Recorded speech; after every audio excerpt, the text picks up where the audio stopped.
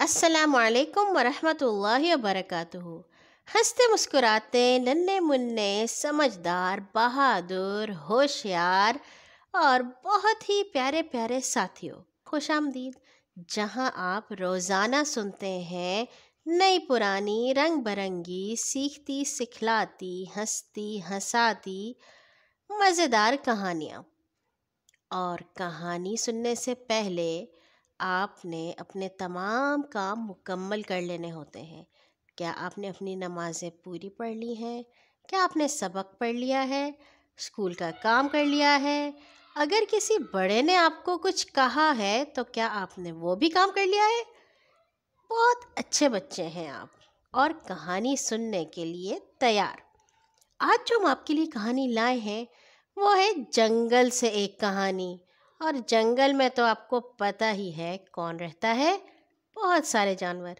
کہانی کا عنوان ہے چھوٹا ہرن اور جگنو، اور اسے آپ کے لیے لکھا ہے اسد بخاری نے۔ اسد بخاری نے بچوں کے لیے بہت ہی چھوٹی چھوٹی مزیدار کہانیاں لکھی ہیں۔ ایک جنگل میں ہرن کا ایک بچہ رو رہا تھا کیونکہ وہ گم ہو گیا تھا، اپنی امی اور بہن سے بچھڑ گیا تھا۔ بہت ڈھونڈنے کے باوجود اسے اپنا گھر نہیں مل رہا تھا۔ اب اسے اپنی امی اور بہن کی یاد ستانے لگی۔ کبھی ایک طرف جاتا، کبھی دوسری طرف، لیکن اسے کوئی نہیں مل رہا تھا۔ اسے اپنے آپ پر غصہ آنے لگا کہ وہ اتنا تیز کیوں بھاگ رہا تھا۔ امی نے منع بھی کیا تھا پر اس نے ان کی ایک نہیں سنی اور پتہ نہیں کہاں گیا۔ امی اور بہن پریشان ہو رہی ہوں گی، اب کیا کیا جائے، کہاں جایا جائے، کس سے پوچھا جائے کہ اس کا گھر کہاں ہے۔ وہ ایک اونچی پہاڑی پر کھڑا ہو گیا اور اپنے گھر کا راستہ تلاش کرنے لگا۔ چھوٹے ہرن کی اچانک ایک جانب نظر پڑی تو اسے وہاں بہت سارے رنگ برنگے پھول لگے ہوئے نظر آئے۔ وہ ایک دم خوش ہو گیا کیونکہ اس کے گھر کے باہر بھی ایسے ہی خوبصورت رنگ برنگے پھول لگے ہوئے تھے۔ اس نے اس طرف جانے کا سوچا اور پھر چل پڑا۔ اسے لگ رہا تھا کہ اسے اس کا گھر مل گیا ہے۔ راستے میں ایسی جھاڑیاں بھی ہیں۔ وہ چلتا رہا اور اندر ہی اندر خوش بھی ہوتا رہا کہ وہ اب اپنی امی اور بہن سے مل جائے گا۔ وہ اپنی امی اور بہن کو آوازیں دینے لگا اور چلتا رہا، لیکن کافی چلنے کے بعد وہ تھکاوٹ محسوس کرنے لگا۔ اسے خود بھی اندازہ نہیں ہوا کہ وہ کتنا چل چکا ہے۔ وہ ایک جگہ رک گیا اور اس نے سوچا گھر جانے میں کبھی بھی اتنی دیر نہیں لگا کرتی تھی۔ اچانک اسے ایک آواز آئی تو اس نے دیکھا سامنے تو ایک ندی ہے۔ اب وہ یہ ندی کیسے پار کرے گا؟ اسے اپنی امی کی باتیں یاد آنے لگیں۔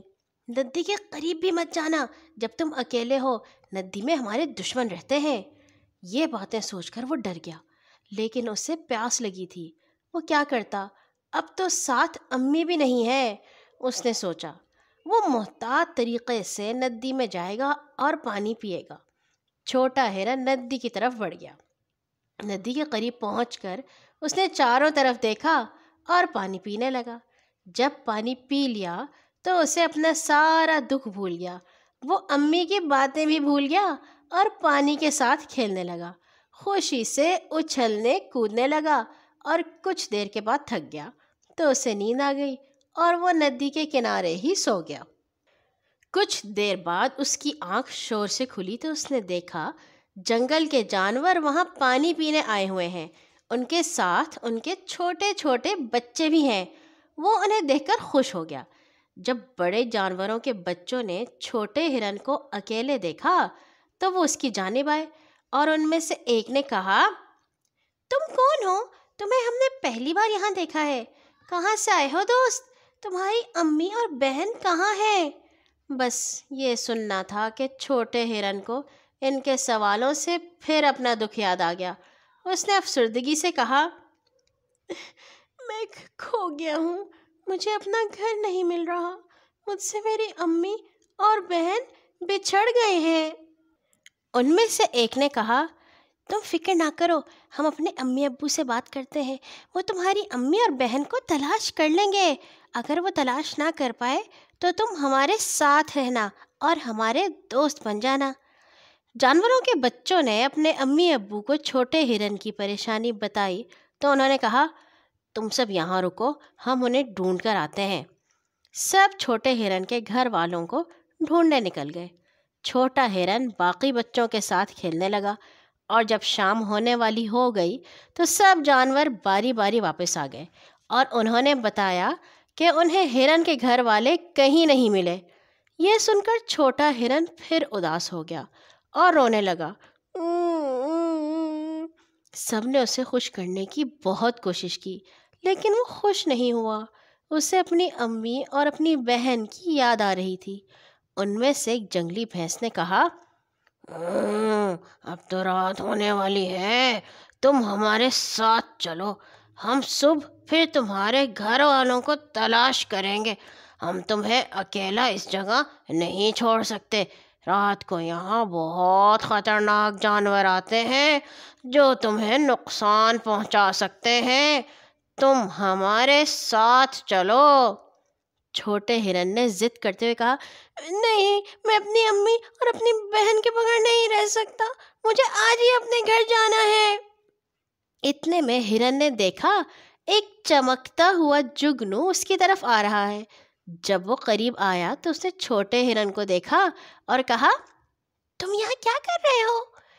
باقی جانور چونک گئے اور انہوں نے کہا، جگنو، تم اسے جانتے ہو؟ ہاں، میں اسے جانتا ہوں، یہاں سے کچھ دوری اس کی امی اور بہن رہتی ہیں۔ انہوں نے ہرن کے گم ہونے کے بارے میں بتایا تو جگنو نے کہا، اوہ، میں اس کا گھر جانتا ہوں، میں اسے اس کے گھر پہنچا دوں گا۔ جگنو کی یہ بات سن کر سب خوش ہو گئے، لیکن ان میں سے ایک نے کہا، اب رات ہو گئی ہے، تم اسے کیسے لے کر جاؤ گے؟ شاید آپ لوگ بھول گئے ہیں کہ اللہ تعالیٰ نے مجھے روشنی کی خوبی سے نوازا ہوا ہے، اور میں اپنی روشنی کی وجہ سے اسے گھر لے جاؤں گا۔ مجھے آج احساس ہو رہا ہے کہ اللہ نے مجھے بے مقصد نہیں پیدا کیا۔ اللہ تعالیٰ ہر کسی سے کوئی نہ کوئی کام ضرور لیتا ہے۔ پھر جگنو چھوٹے ہرن کے ماتھے پر بیٹھ گیا اور اس سے کہا، میں تمہیں راستہ بتاتا جاؤں گا۔ ہرن نے وہاں موجود سب دوستوں کا شکریہ ادا کیا اور پھر چل پڑا۔ کچھ ہی دیر میں جگنو کے بتائے ہوئے راستے سے ہرن اپنے گھر پہنچ گیا۔ امی اور بہن اسے دیکھ کر بہت خوش ہوئے اور انہوں نے جگنو کا شکریہ ادا کیا۔ پھر جگنو اڑ گیا تو چھوٹے ہرن نے اپنی امی سے معافی مانگی۔ میں آج کے بعد آپ کی ہر بات مانوں گا۔ اگر میں اپنی مرضی سے نہ دوڑتا تو گم بھی نہ ہوتا۔